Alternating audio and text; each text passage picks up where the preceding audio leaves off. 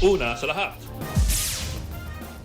founder ng Peanut Gallery Media Network na si Franco Mabanta, dinala at kinulong na sa Muntinlupa. Kaugnay pa rin yan ng reklamong extortion kay former Speaker Martin Romualdez. Ang buong detalye kaugnay niyan, abangan. Magandang gabi, Pilipinas. Sa Frontline tonight. Anchor at host sa kumpanya ni Franco Mabanta na si CJ Hero, tinuturing ng person of interest. Pinasapin na rin siya ng NBI. Pagilitis kay Vice President Sara Duterte, posible pa rin daw maharang sa Senado. 5 kongresista sa Batangas nag-file ng resolusyon laban kay Congressman Leandro Lebiste. Pati Department of Energy meron ding hiwalay na reklamo kay Lebiste. Mga mahihirap sa Cebu, tinakpan umano ng tarpaulin sa gitna ng ASEAN Summit. Mga customer na hindi agad makakabayad ng kuryente, hindi raw mapuputulan. At ang bakasyon na hindi na nga drawing, pero naging bato naman. Natuloy ang outing pero walang tubig. Hello?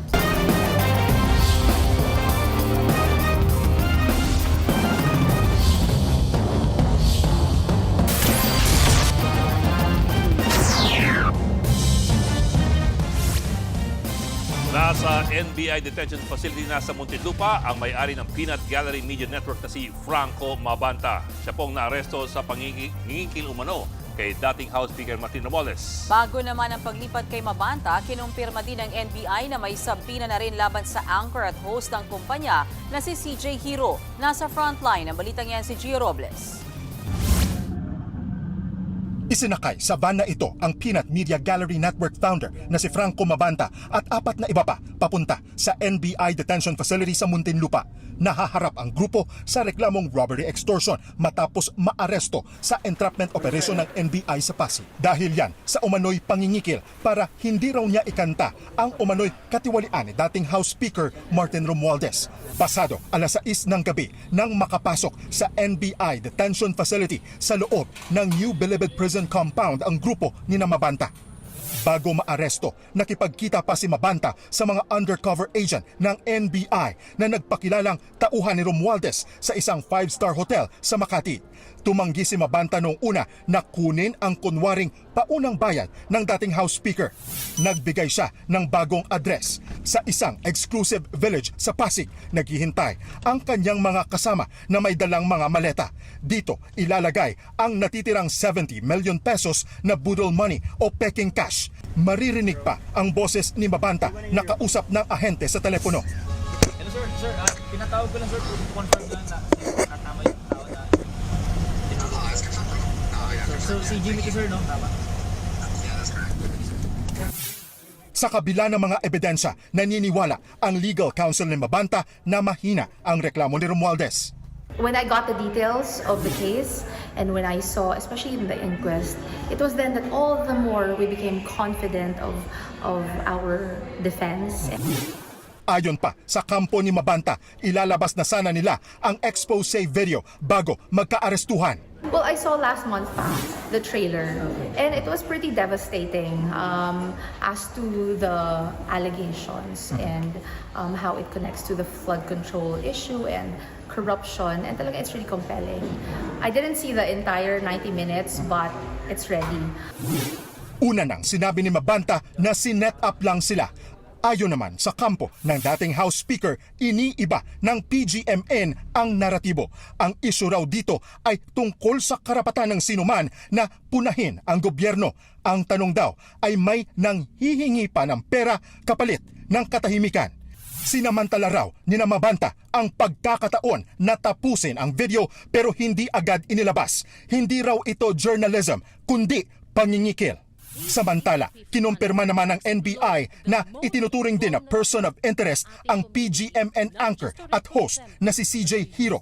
Katunayan, may sabina na raw para kay Hero. May subpoena power po ang NBI. Kung hindi po siya dumalo, base po sa aming magiging findings, we can go to court and file a contempt proceeding para po maperso sa dumalo. Pumalag naman dyan ang abogado ni Mabanta. That's something I really want to clarify. CJ Hero is not one of the respondents. I don't understand this narrative that's floating around. I think it's based on a fake news. Nagbabalita mula sa Frontline, Gio Robles, News 5. Umakyat na raw sa 215 kongresista ang boboto para ma-impeach sa Kamara si Vice President Sara Duterte. Yun nga lang, may posibilidad daw na harangin ang paglilitis sa bise pag nakarating na ang articles of impeachment sa Senado. Narito ang aking report. Alam nyo naman na hindi ko gusto maging president. Kaya nga ako hindi tumakbo ng 2022. Lalo na vice president. So para sa akin, kung manatili akong vice president, well and good. Kung hindi man din ako maging vice president, okay lang din sa akin. Dedma at hindi raw takot na matanggal sa pwesto si Vice President Sara Duterte. Sinabi niya yan sa gitna ng gumugulong niyang impeachment sa Kamara. Hindi ako parang gigil ba doon sa posisyon kasi kahit anong posisyon naman, kung gusto mo talaga tumulong sa tao, pwede naman yun. Kumpiyansa rin si VP Sara na walang sapat na ebidensya ang mga alegasyon sa kanya. Gaya noon, tinawag niya ulit itong pamumulitika. Ano ba talaga ang totoong kwento dito? Is this accountability or is this about removing a person who doesn't agree with the administration? Base naman sa konsultasyon sa mga kongresista ni Bicol Saro Party List Representative Terry Ridon, umakyat na raw sa 215 ang bobotong ma-impeach si VP Sara. Sinigundahan niya ni Tingog Party List Representative Jude Asidre. Sa party list block pa lang daw kasi, 47 na raw ang nagsabing bobotong pabor sa impeachment. After the second, the AMLAC, and the third hearings, mas dumami yung, kumbaga kung meron pang nagdadalawang isip, by the second and third, medyo mas marami na. Dumami yung mas nakumbinse dahil sa ebidensya. Nabigyan na rin ng kopya ang mga kongresista ng Committee Report at Articles of Impeachment ni VP Sara. Sa Lunes ito inaasahang pagbobotohan ng mga kongresista sa plenaryo. Pero kung tuluyang ma-impeach si VP Sara sa Kamara, posible kasing may mga tumuto lalo't may mga kaalyado si VP Sara sa Senado. Pero ang boto pa rin daw ng mayorya ang masusunod. And is there pwedeng hindi mag-convene kung mananalo yung ganong boto? Yes, that's a possibility. Kasi nga, 24-member court ito, na kung ano yung sabihin ng majority, yun ang ruling ng court. So Senate yung mag-rule as a body kung magko-convene ba kami o hindi. I'm sorry, it's not the impeachment court who will decide by a vote of majority. Ayon pa kay Lacson, ang makakatiyak lang na magko-convene ang impeachment court ay kung solid ang numero ng mayorya sa ilalim ng liderato ni Senate President Tito Soto. At tingin dyan ni Lacson, Sa ngayon, tingin ko solid. Wala namang ugong-ugong eh. May enough numbers wala naman ditong sikretong kudita eh. pinag-uusapan na rin ng ilang senador ngayon ang pagtatalaga ng isang impeachment manager sakaling matuloy ang paglilitis sa impeachment case ni VP Sara Duterte. Ang impeachment manager ang magsisiguro na maayos ang proseso sa impeachment court at ang posible raw ilagay sa posisyon na yan ay si Senator Kiko Pangilinan na isa ring abogado. Pero hindi pa raw yan final ayon mismo kay Pangilinan. It's just a suggestion, so wala pang final. Pero tingnan natin. It's really the decision of the majority. Mostly administrative, just for the smooth, orderly proceedings. Una nang sinabi ni Soto na magko-convene agad sila kinabukasan sa araw na maipadala na sa kanila ng Kamara ang Articles of Impeachment. Nagkaisa ang 5 pang kongresista sa Batangas sa pagkondena kay 1st District Congressman Leandro Lebise. Sa gitna po yan ang mga anilay walang basehan na alegasyon ni Lebise sa mga rekto. Tiyempo naman dyan ang paghahain ng reklamo ng Energy Department laban kay Lebise. Nasa pro-line na balitang yan si Camille Samonte. Vote buying, pagtanggap ng higit 1 bilyong pisong campaign funds sa kontraktor at pagnenegosyo sa DPWH Batangas. Ganyan kabigat ang mga akusasyon ni Batangas 1st District Representative Leandro Leviste laban kina Executive Secretary Ralph Recto, Batangas Governor Vilma Santos Recto at CWS Party List Representative Edwin Garjola.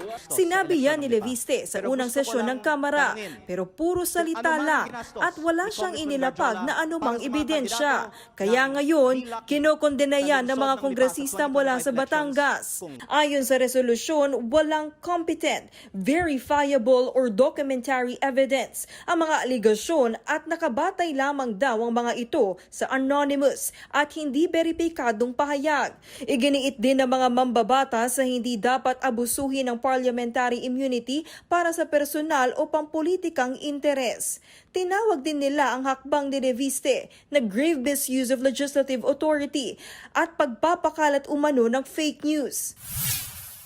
Bukod dyan, naghain din ng criminal complaint si Energy Secretary Sharon Gorin laban kay Leviste. Kaugnay naman ito ng hindi naibigay na kuryente ng solar para sa Bayan Corporation sa mga liblib at kapuspalad na komunidad 7 taon matapos mabigyan ng prangkisa. Si Leviste ang tumatayong presidente at chairman ng solar company. Bukod sa kongresista, kasama sa indireklamo ang board of directors sa sina Antonio Legarda Sr., Benjamin Legarda, Antonio Legarda Jr. at Irma Flamainano. Damay rin ang corporate secretary na si Hazel Iris Lafuente. Matatandaan na ilang beses sinabi ni Leviste na hindi na nag-ooperate ang solar para sa Bayan Corporation o SPBC at matagal na itong isinara. Pero ayon kay Garin, nagpatuloy pa rin sa pagbibigay ng renewable energy ang SPBC para kumita. Idinaan daw ito sa kumpanyang hawak ng Solar Philippines Power Project Holdings Incorporated na 100% daw na pag-aari rin ni Leviste. Isa sa mga proyekto ang 5.7 billion pisong solar farm sa Calatagan, Batangas sa distrito ni Leviste. Pero ang reklamo minaliit ng kongresista at tinawag na super-duper hina. Isinabay pa raw yan sa resolusyon na inihain sa Kamara. Ang panawagan niyang imbestigahan ang koneksyon ni Executive Secretary Recto at Garjola at ang Anyay Batangas DPWH Contractors at STL Operator Refresh Gaming Corporation. Ang kanyang ina naman na si Senator Loren Legarda, sinegundahan ang kongresista sa panawagang imbestigasyon sa ayuda sa Batangas. Nagbabalita mula sa Frontline, Camille Samonte, News 5. Sumentro sa energy at food security at kaligtasan ng mga ASEAN nationals sa Middle East ang pagtitipon ng mga ASEAN leaders sa Cebu. Sa Joint Foreign and Economic Ministers meeting kanina, nanawagan ng Pilipinas na mag-usap ang magkabilang partido sa Middle East para matapos na ang gulo doon. Malaga din daw na bilisan ang pagkilos ng ASEAN countries sa pagkaantala sa energy flows, problema sa kalakalan at mga food supply chains. Minungkahi rin dito ang pagtatayo ng ASEAN Maritime Center sa Pilipinas. Nagkaroon naman ng bilateral meeting si Pangulong Bongbong Marcos kay Vietnamese Prime Minister Lee Min-hong. Nagkasundo sila na bumuo ng isang pangmatagalang rice trade mechanism para po sa food security. Napag-usapan din nila ang mga gagawing hakbang para labanan ang transnational crimes gaya po ng scam hubs at human trafficking. Pinulong naman ni Pangulong Marcos ang Cambodia at Thailand sa isang trilateral meeting. Nagkasundo dalawang bansa na magiging bukas sila sa mga diskusyon para hindi na maulit ang kanilang sigalot.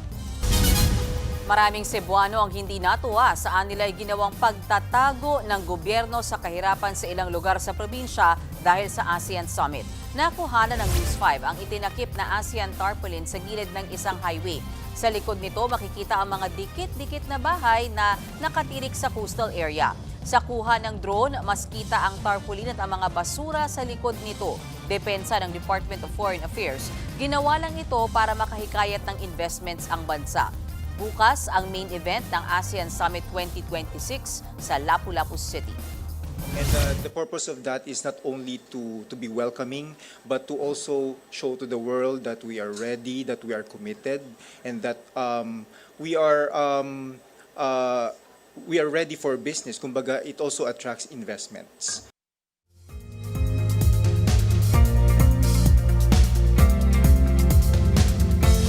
Maulan pa rin bukas sa Visayas at Mindanao dahil sa isang low pressure area.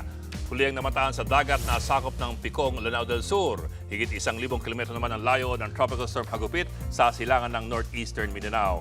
Ayon sa Metro Weather, Sabado ng gabi ito papasok sa Philippine Area of Responsibility. Tatawagin ang Bagyong Kaloy. Kikilos ito pahilagang kanluran palapit po ng Eastern Visayas. May chance rin itong humina sa Tropical Depression category. Pero posible pa rin niyang magpaulan sa susunod na linggo sa Bicol Region, Visayas at sa Mindanao. Samantala, sumipa sa 45 degrees Celsius ang pinakamainit na heat index kanina sa Borongan, Eastern Samar. Delikado po yan at ganyan din kainit ang heat index bukas sa 6 na lugar. Susunod, mga tripulanteng Pilipino na sakay ng cruise ship kung saan may hantavirus gusto na raw umuwi. At Hollywood A-lister Johnny Cage, Carl Urban nakapanayam ng News 5 tungkol sa movie niyang Mortal Kombat 2. Magbabalik pang Frontline tonight.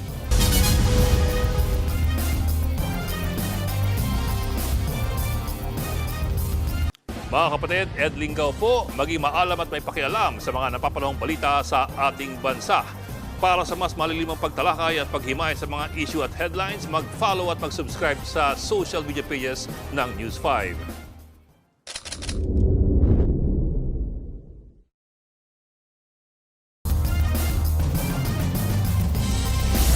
Gusto nang umuwi ng mga Pinoy crew ng cruise ship na MV Hondios kung saan may 3 nang nasawi dahil po sa hantavirus. Pero sabi ng Department of Migrant Workers, hindi yan basta-basta at kailangan ng matinding screening. Nasa frontline na balitang yan si JC Cosigo. Tuloy lang sa trabaho ang 38 tripulanteng Pilipino ng cruise ship na MV Hondios. Ito ang barkong nasa gitna ngayon ng laot sa Atlantic Ocean matapos maitala ang ilang kaso ng hantavirus sa barko. Ayon sa Department of Health, wala sa mga Pinoy ang may sintomas ng virus. Mismong World Health Organization daw ang mag-aabiso sa ating gobyerno oras na may Pinoy na magpositibo rito. Ang lahat po ng ating 38 na kababayan ay accounted for. Wala po kami nakukuhang notification, so we can say at this point in time, May 7, na wala po silang hantavirus. Sa panig naman ng Department of Migrant Workers, in contact din daw sila sa ship owner at manning agency ng cruise ship para i-monitor ang lagay ng mga Pinoy crew. Nakikipag-ugnayan na rin sila sa kanilang mga pamilya. All 38 Filipino crew have reportedly not been afflicted. Okay? Hindi sila nadapuan ng hantavirus. Ang situation on board is they are okay, and the situation on board under the circumstances ay maayos ang sitwasyon nila. Sa ngayon, nanatili sa 3 ang death toll mula sa mga sakay ng MV Hondios dahil sa hantavirus. Ayon sa DMW, nagpahayag na raw ang mga tripulanteng Pinoy na gusto na nilang umuwi. Yun nga lang, hindi magiging madali ang proseso. Kailangan muna nilang dumaan sa medical clearances. Well, sila naman talaga ay gusto na ring makalabas doon sa barko at makauwi. So, yun naman din ang goal natin. It is still best for them to be out of that ship and home. But having said that, there are protocols na kailangan din nating i-observe. Ang hantavirus sa isang nakamamatay na virus mula sa infected na daga. Nakukuha yan sa pamamagitan ng contact sa kanila o sa kanilang ihi, dumi o laway. Bagamat posible, bihira naman daw ang human-to-human transmission ng hantavirus ayon sa DOH. Hindi rin daw nila nakikitang magiging isa itong pandemya gaya ng COVID-19. Sa ngayon, hinihintay na ang pagdaong ng MV Hondios sa Canary Island matapos pumayag ang gobyerno ng Spain. Ayon sa Spanish Health Ministry, ire-repatriate sa kanilang bansa ang mga pasahero at tripulante na hindi Spanish citizen basta't maayos ang kanilang kalusugan. Nagbabalita mula sa Frontline, JC Cosico, News 5. Kahit palaging absent sa Senado, nakapaghain ng 2 panukalang batas si Senator Ronald Bato de la Rosa. Isa sa mga ito ang panukalang Counter Foreign Interference. Layo nitong magtatag konseho kontra pakikialam ng mga dayuhan. Ito rin ang magbabantay sa mga sektor tulad ng politika, ekonomiya, teknolohiya at militar. Isinusulong din ni De La Rosa ang mas pinaigting na National Police Clearance System. Sa kabila ng mga panukalang batas na yan, hindi pa rin puwapasok si De La Rosa mula pa noong November 2025. Pinagutos ng Energy Regulatory Commission or ERC sa mga power distributors na wala muna magpuputol ng kuryente kung hindi makakabayad sa tamang oras sa mga customer. Alinsunod sa utos ng ERC, papayagan ng mga customer na magbayad ng utay-utay. Yan ay habang umiiral pa rin ang National Energy Emergency na dineklara ni Pangulong Bongbong Marcos. Sakop nito ang mga bill ngayong buwan hanggang sa Hulyo. Ayon sa ERC, gusto nila makatulong sa mga consumers sa gitna ng mabigat na gastusin, di lamang ng kuryente, kundi maging sa transportasyon at sa mga pangunahing bilihin. Doon sa kagustuhan din ng komisyon na makatulong sa pagbabayad ng kuryente ng ating mga consumers. Kasi sa mga nakaraang linggo ay maraming nagrereklamo sa sobrang laki ng kanilang mga electric bills. Tiniyak naman ng Meralco na susunod sila sa utos ng ERC. Maaari ring mag-request ng flexible payment term sa mga customer. Si Meralco Chairman Manny V. Pangilinan ay chairman din po ng TV5.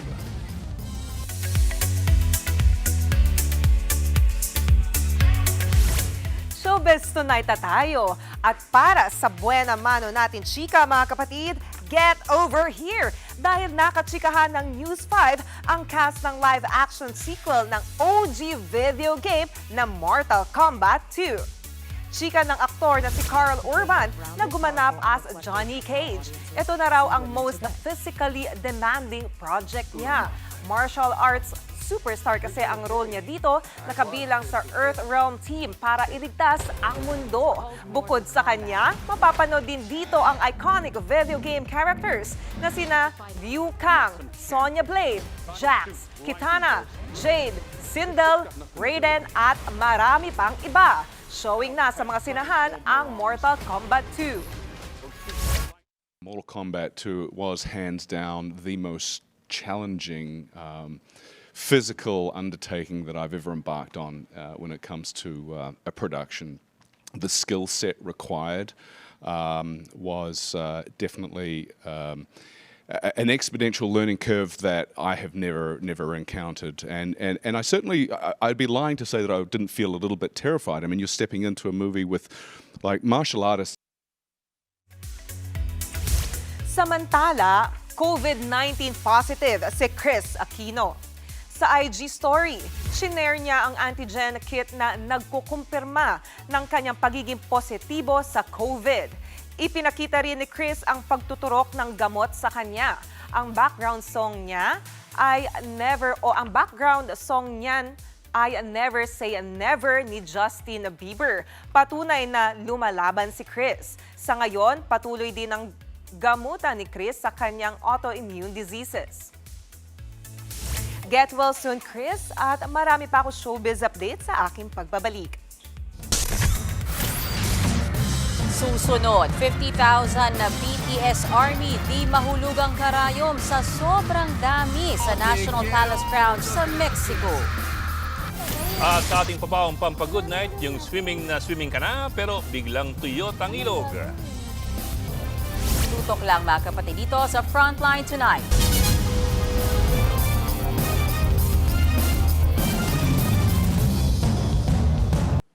Mga kapatid, Mean Los Baños po, huwag magpahuli sa mga balita at impormasyong dapat ninyong malaman. Para sa mas malawak na balitaan at diskusyon, mag-follow at mag-subscribe na sa social media pages ng News 5.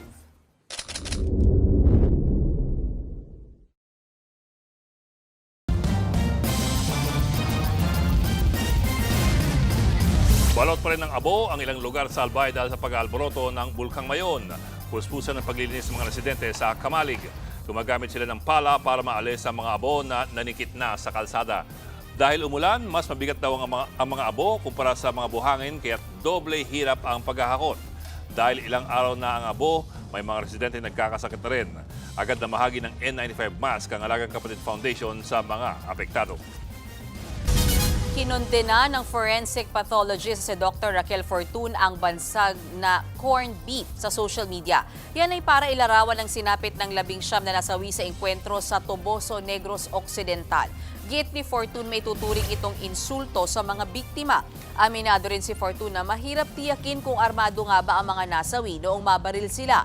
Pero kapansin-pansin niya na puro sa likod ang mga tama ng bala. Isa ring bangkay ang napag-alamang mali ang pagkakakilanlan. Ayon pa kay Fortun, nagkaroon dapat ng isang independent science-based forensic investigation sa pinangyarihan ng engkwentro. They don't look anything like corned beef. You know what they look like? Tao. People. People with injuries. People who were killed. Okay? And that could be you.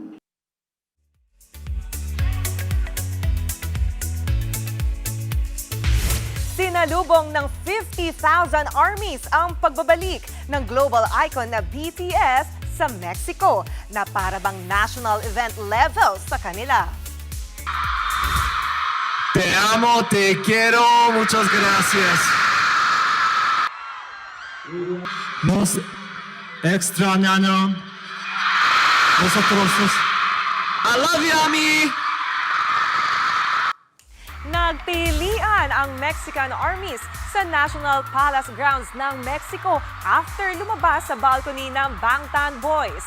Today na kasi ang simula ng 3-day concert nila doon. Bahagi pa rin ito ng kanilang arirang world tour. Ayon sa Pangulo ng Mexico, sinadya nilang i-anunsyo ang pagdating ng BTS para naman makita sila ng Mexican armies kahit saglit lang. Para naman sa mga pinalaki ng bands from the 2000s, 3 rock groups ang magsasama sa 2 concerts sa bansa. Kabilang na dyan ang Canadian pop-punk band na Faber Drive. Sa live press con sa isang mall sa Quezon City, pinerform nila ang mga kantang Time Bomb at When I'm With You. Present din ang American rock band na The Red Jumpsuit Apparatus. Kinanta nila ang ilang hits gaya ng Your Guardian Angel. Completing the list ay ang Dashboard Confessional. Bukas na ang kanilang concert sa SM Mall of Asia Arena sa Pasay City. Habang sa Sabado ang kanilang Day 2 sa Waterfront Cebu City Hotel and Casino. And that wraps up our Thursday Chikas. Ako po si Johnny Alipon. Bukas ulit mga kapatid.